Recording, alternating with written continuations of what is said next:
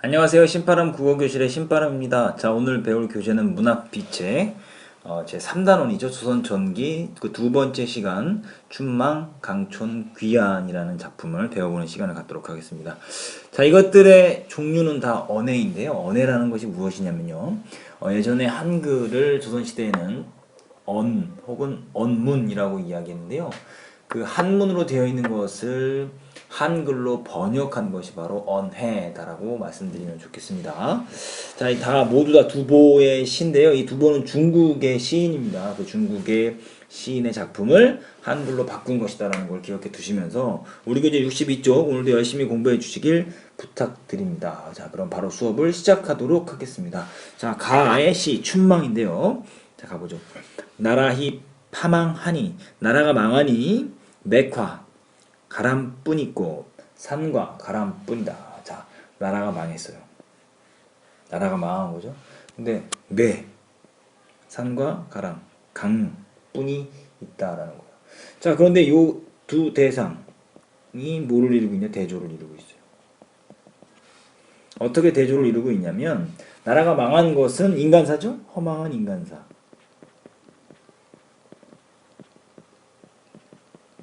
인간의 삶. 하지만 매와 가랑, 강은 변함이 있다 없다. 변함 없다라는 거죠. 변함없는 자연.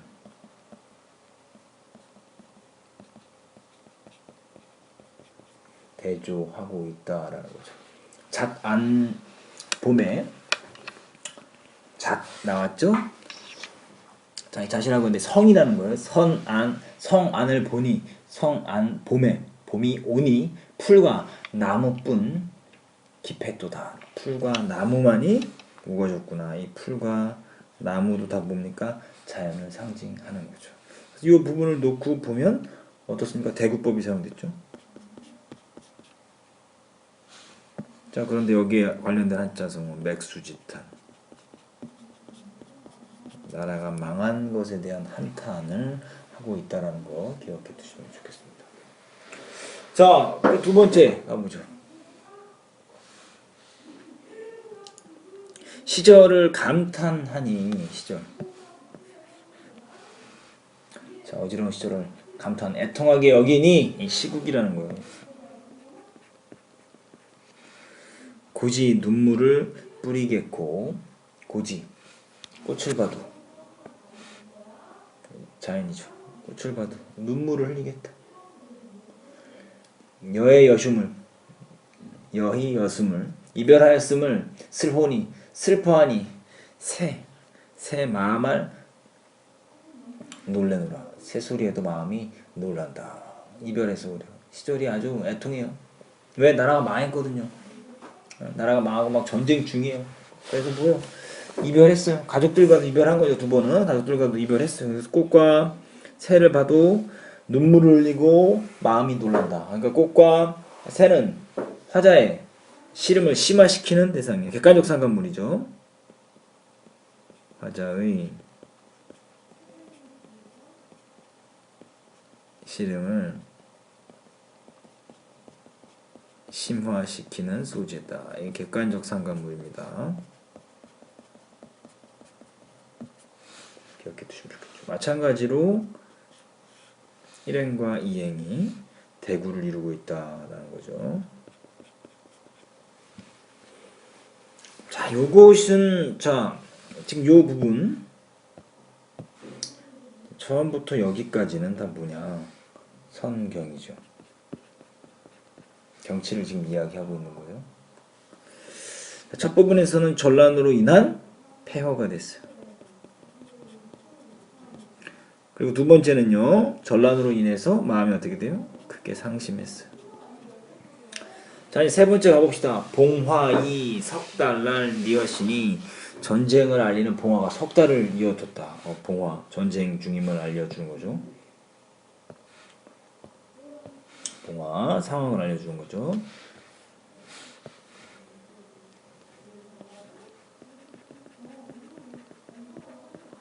전쟁 중을 알려주는 거예요. 대유법. 석 달을 이어져 있어요. 집의 음서. 집의 소식은 만금이 사도다. 만금보다 값지다. 집의 소식이 만금보다 사도다. 만금보다 값지다. 그러니까 가족의 안부를 듣기가 어렵다라는 거죠. 안부를 듣기가 어려움. 이렇게 되는 거예요. 자, 센 머리를 긁으니 또 겨르니 더 짧아져서 빈혈을 이기지 뭘 할 듯 하도다. 센 머리가 아주 하얗게 셌어요. 전쟁 동안에 가족들을 걱정하고 가족들 생각하니까 만나지도 못하는 가족들 때문에 아주 머리가 샜는데요. 거기다가 그 머리를 긁으니까 이제 어떻게 돼요? 머리가 자꾸 짧아져. 머리가 빠지는 거죠. 그래서 이제 다 남은 머리를 다 모아도 비녀 하나를 이기지 못할 듯 하구나 라고 이야기하고 있습니다. 다시 말하면 첫 번째는 늙어가는 화자의 신세를 나타내고 있어요. 두 번째는 가족에 대한 염려.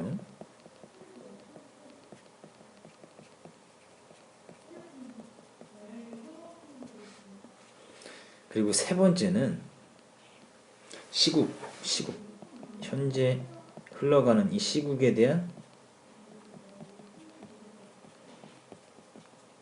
걱정을 하고 있다라는 걸 알 수가 있습니다. 자, 이렇게 놓고 보니까 앞에는 성경이었고요.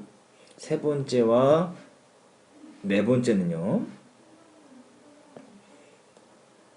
자, 세 번째와 네 번째는 지금 어떻습니까? 후정이죠. 감정을 이야기하고 있다라는 겁니다. 자, 빈칸 한번 채워볼까요? 경련 같은 경우에 보시면 가족에 대한 그리움이 드러나고요. 미련 같은 경우에는 마지막에 늙어가는 육신에 대한 한탄을 하고 있다라는 것 우리가 잘 알 수 있습니다. 이렇게 해서 결국 그 전란 중에 느껴지는 슬픈 마음과 가족에 대한 그리움을 노래한 춘망이라는 한시를 배웠고요. 이제 강촌을 배워보도록 하죠. 강촌. 말간 가람 한 곱에 마살할 아나 흐르나니. 자, 맑은 강 한 구비가 마을을 안아서 흐르니. 자연과 인간이 어떻게 됐어요? 조화를 이루고 있죠. 색깔이요. 마음에 안 드네요. 자, 자연과 인간의 조화.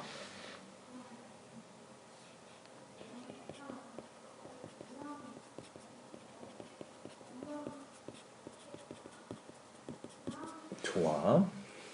긴 여름 강촌의 일마다 유심하도다. 일마다 유심하다, 그윽하다. 유심히 이제 고요하다, 한가하다 뭐 이런 거죠. 시 전체의 분위기를 지박하는 거예요.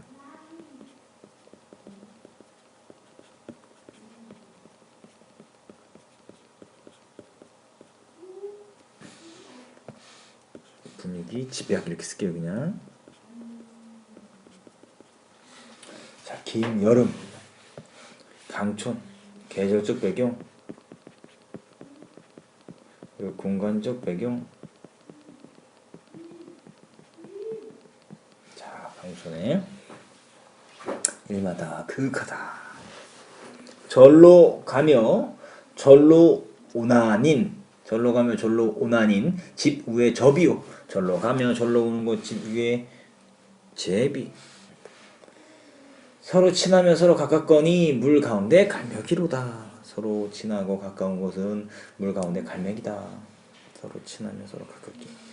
서로 친하고 자연 친하죠. 나하고 친한 게 갈매기다 이 소리.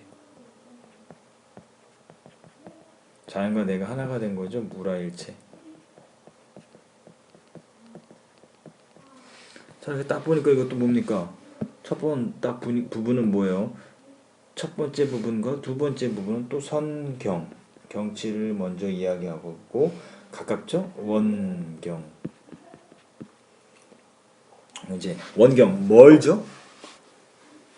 자, 맑은 강 한 구비가 흐르고 있고 저기 제비가 날고 갈매기가 날고 먼 멀리 있는 것들을 보고 있죠. 원경이죠. 그러면서 자연사를 이야기하고 있죠. 자연에 대한 이야기를 하고 있어요. 그럼 요거는 뭐가 되겠어요? 후정이 되겠죠. 자, 어떤 감정인지 이따 한번 살펴보도록 하죠. 자, 늙은 겨집은 조회를 그려 장기판을 맹글어도 늙은 아내는 종이를 장기판을 만들어서 젊은 아달은 바늘을 두드려 어린 아들은 바늘을 두드려서 고기 낚을 낚시를 맹근다. 낚시를 만든다. 자, 이 부분 대구를 이루고 있죠. 아내는 뭐라고 있고 아들은 뭐라고 있다. 이게 대구를 의미하는데 이것을 다른 해석을 할 때는요. 장기판을 그리는 것은 장기판은 흑색과 백색의 대립으로 보는 것이고 그리고 낚싯바늘은 날카로움을 감추고 상대를 속이는 것에 대한 비유다라고 해서 인간에 대한 풍자로도 해석을 합니다. 인간에 대한 풍자, 인간사에 대한 풍자. 흙과 벽의 대립이 있으며 날카로운 걸 속여서 사람들을 낚아서 괴롭게 한다는 거죠. 뭐 이렇게도 해석합니다. 한 병 얻고 저 하는 바는 자, 많은 병에 하다라는 게 많다라는 거예요. 오랜 전란 동안에 아주 병약해진 화자의 처지예요. 많은 병을 얻었어요. 얻고자 하는 바는 오직 약물이니 저그만 몸이 이 밖에 다시 무엇을 구하리요. 약물을 구하는 거야. 하찮은 몸이 이 밖에 다시 무엇을 구하겠느냐. 안분지족의 태도죠.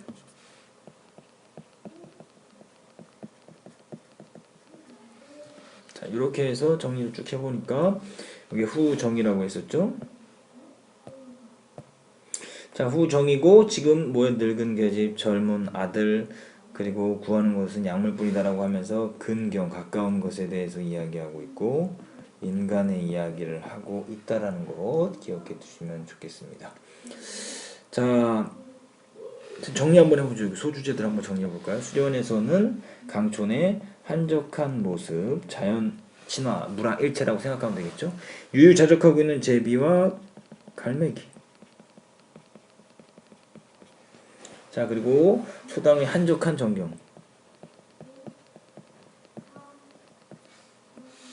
그리고 안분지족의 마음. 이렇게 해서 여름날 강촌 한가로운 삶에 대해서 이야기하고 있다. 그래서 시선이 먼 곳에서 가까운 곳으로, 원경에서 근경으로 이동하고 있다는 거 기억해 두시면 좋겠습니다. 자, 이제 귀안.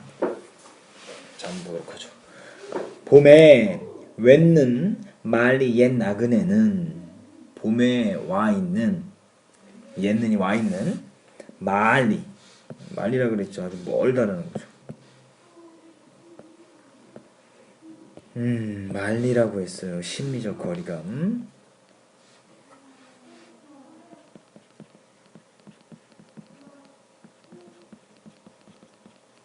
이 옛 나그네는 자신의 시적 화자의 처지죠.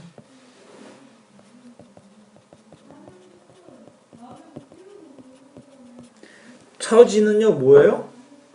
지금 나는 떠돌아다니고 있는 처지예요. 난이 시대적 배경을 나타나는 거죠. 시대적 배경 여기에서는 그 안록산의 난입니다. 안록산이라는 사람이 난을 일으켜서 그치거든 어느 해에 돌아가려뇨? 어느 해에 돌아가겠느냐? 고향에 대한 그리움이죠.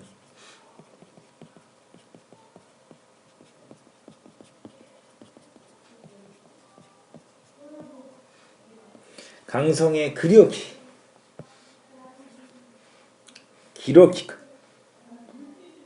높이 정희 북으로 날아가며 애를 끊노라. 북쪽 고향이 북쪽인데 그 북쪽으로 날아가면 나를 애를 끊는구나. 이 고향이 있는 곳이요. 기러기는 가. 그래서 여기 나타나는 화자의 심정은 수구초심. 수구초심이라는 건 뭡니까? 고향을 그리워하는 마음이다 라는 거예요. 자, 자, 그렇다면 이걸 우리가 살펴봐야 되겠죠? 뭐를 살펴봐야 됩니까? 나그네와 기러기의 어떤 것? 대조라는 거죠. 대조라는 거예요. 대조. 차이점이 있는 거예요. 왜요? 화자의 처지는 지금 고향으로 돌아가지 못하고 있는데 이 기러기는 뭐하고 있습니까? 지금 화자와 대비되고 그리움 더욱 절실하게 자유롭게 날아가는 지금 모습을 갖고 있다라는 거죠. 그래서 화자와 대비되는 존재다라는 거, 화자와 대비되는 존재다 라는 거 기억해 두시고요. 화자와 대비되고, 그리고 두 번째는 부러운 거죠.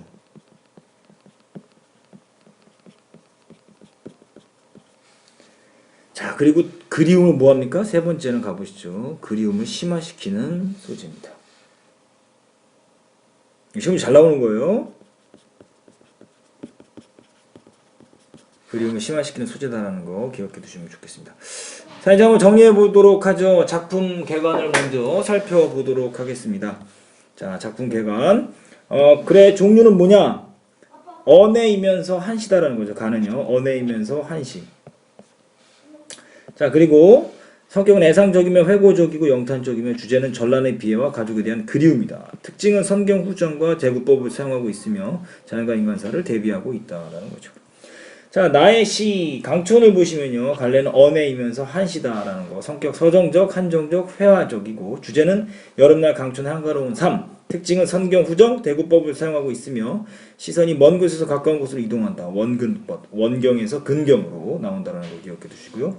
마지막 귀안. 갈래는 언해, 한시, 성격은 애상적이며 주제는 고향에 대한 그리움, 수구초심이라고 이야기했습니다. 특징은 자연과 인간을 대비하고 있다. 나그네와 기러기를 대비하면서 그리움을 심화시키고 있다는 거죠. 1등급 노트, 화자의 정서 밑에도 가의 시를 먼저 보시면 춘만 같은 경우는 고향에 돌아가지 못하는 자신의 신세에 대해서 한탄한다. 두부의 시에는 이런 내용이 많이 있습니다. 시상 전개 방식은 선경 후정, 선경에서는 전란의 피폐함을 부각시키는 자연, 가족에 대한 그리움과 병확한 신세를 나타내는 거 후정에 있다는 거 기억해 두시길 바라죠. 자, 그리고 나문단, 화자의 정서 밑에도 강촌에서 가족과 더불어 살아가는 소박한 삶에 만족하고 있으며 시상 전개 방식은 선경에서는 강촌의 유한함, 그리고 후정은 안분지족의 생활을 이야기하고 있습니다. 다해서 이거 중요한 거 나오네요. 고향에 돌아갈 수 없어 안타까워하는 향수를 느낀다. 기러기의 의미와 역할, 화자와 대비되는 자유로운 존재, 고향으로 돌아가길 소망하는 화자에게 부러움의 대상이며 고향으로 돌아가지 못하는 화자의 마음을 더욱 아프게 하는 대상이다라는 거 꼭 기억해 두시길 바랍니다. 이렇게 해서 오늘 언해 세 가지 시 배웠죠. 춘망, 강촌, 귀안에 대해서 배웠는데요. 배운 부분을 오마이노트로 정리하시고 관련 문제 풀어보시는 것이 여러분의 과제입니다. 오늘도 열심히 공부해 주셔서 감사하고요. 그럼 다음 시간에 다시 만나요. 소년이여 야망을 가져라.